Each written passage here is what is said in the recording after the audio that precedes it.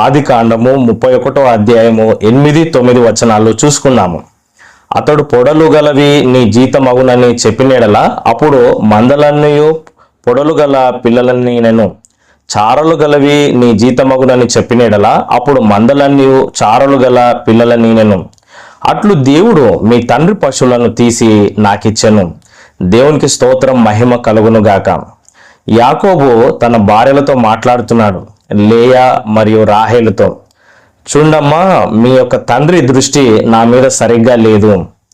అతను కరెక్ట్గా ఆలోచన చేయడం లేదు, నన్ను ఒక శత్రువుగా చూస్తా ఉన్నాడు.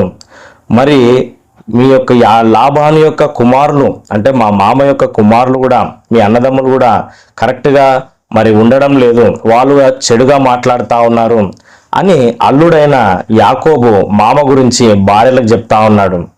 ఇలాంటి సందర్భంలో ఆయన చెప్పాలనుకుంటుంది ఏంటంటే, మనం ఈ ప్రాంతంలో ఉండొద్దు, ఇల్లరికం నుంచి నేను వెళ్ళిపోతాను, మీరు కూడా నాతో రండి. ఇక్కడ ఉండడము అంత క్షేమకరం కాదు, దేవుడు కూడా నన్ను వెళ్ళిపోమంటున్నాడు.